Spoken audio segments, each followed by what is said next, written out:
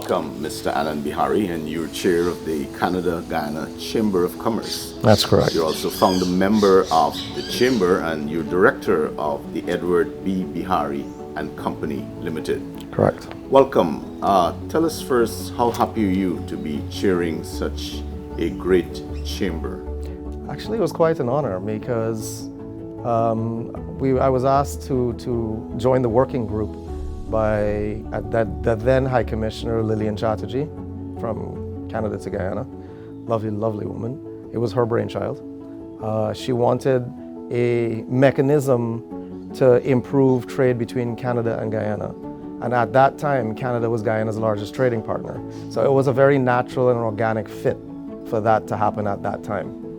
And then, of course, COVID hit. Beautiful, good. How challenging has it been thus far?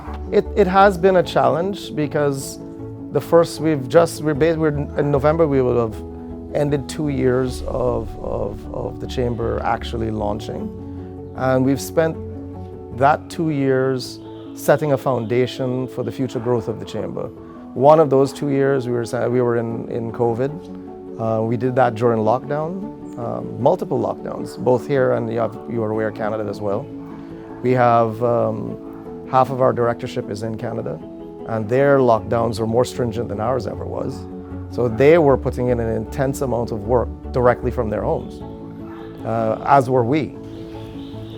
So the birth of the chamber speaks to you as a founder member, and I think there's some other members. The founding member came about as a method and a way of financing the initial launch of the chamber and its first few years of work.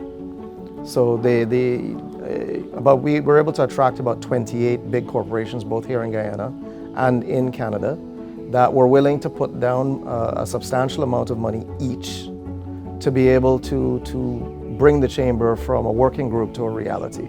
So without that group of 28, there is no way we would be where we are today. How easy was that? That took, before even the launch, that took about 2 years. It wasn't that easy because you're basically going to multiple corporations and trying to convince them to spend a lot of money on something that hasn't even happened yet, on the potential benefit that they're going to derive years down the line, not even in the here and now. So it was quite a feat. Great. So tell us now about the CGCC's strategic priorities. We are not a chamber that is set up to bring business from Canada to Guyana. We're a chamber that is set up to take business from Canada to Guyana and from Guyana back to Canada. It is designed to be two-way. We're designed to benefit trade going in both directions. When it was, as I said earlier, when we first launched, Canada was Guyana's largest trading partner. That's been usurped now by the United Kingdom. It's one of our goals to ensure that we take back the premier position. So plans to take back that strategic position that you just spoke to, of being one of the beating it off London or the England. Correct. Yeah. Tell us what you plan to do. One of the things we plan to do is get out there in Canada and get our message across about Guyana. Get our message across about what's happening here, how Canadians can benefit, how Canadian companies can partner with Guyanese companies. The great thing about Canadians is they're very interested in partnering in its truest form. Great. So you have three main committees: governance, policy and planning, and fundraising. Correct. So how will the chamber achieve the goals and objectives set out? One of the main ways is through the policy and planning committee. That is going to speak to areas of governance, of policy creation, of value proposition to our member, of creating a value proposition to our membership.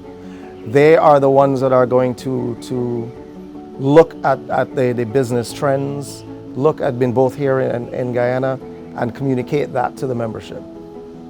Great. So each committee is chaired by members of the board and representing both Canadian and Guyanese directors. Correct. Have they been able to blend that wealth of expertise? Tell us a little bit about that. They have been able to blend, actually. The Canadian directors, as I said, that's the basis of my earlier comment. They're very keen on passing on knowledge transfer and capacity. They're not teaching. They're showing us ways that certain things, the way we do things in Guyana, great, but they also do things differently in Canada, and we've been able to bridge that divide, and I think that's critically important. And of course, your CEO is a primary point of contact. Tell us a little bit about So one of the visions of our chamber, and quite honestly, I would say it's almost unique in the Guyana context, is that our board is concerned only with policy and guidance at a board level. Great. So membership thus far, are you satisfied with membership? And then I want you to tell persons how they can become a member of the chamber. Of course, they're satisfied with the growth. The growth has been remarkable.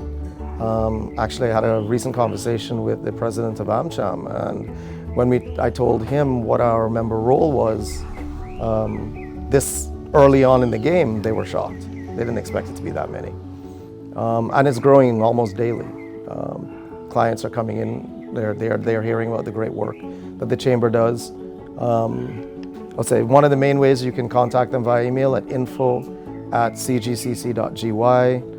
You can go on our website, any of our social media platforms, or alternatively, if you know a member, they can contact on your behalf. Great. And that's it for becoming a member. Yeah. Right. And you're looking forward for more members, of course. So as many as we can get. Any specific sectors you're eyeing? All sectors. We are not specific to oil and gas. I want people to understand that the chamber did not have its birth because of oil and gas. The trade between Guyana and Canada has always been in mining. It's always been in the extractive industries. It's not been in oil and gas. And that actually was the basis for forming the chamber, to attract the extractive industries. Canada is phenomenal at hydro and renewable energy, and that's one of the main focuses of the Canadian government right now. Infrastructure. Those are areas of immediate cooperation that we can get involved in. And that's areas where the chamber is working in as well. Good. Thank you very much, Mr. Anand Beharry. And Mr. Anand Beharry is chair of the Canada-Guyana Chamber of Commerce. He's also founder member of the chamber and director of Edward Beharry and Company Limited. Thank you very much, sir. Thank you.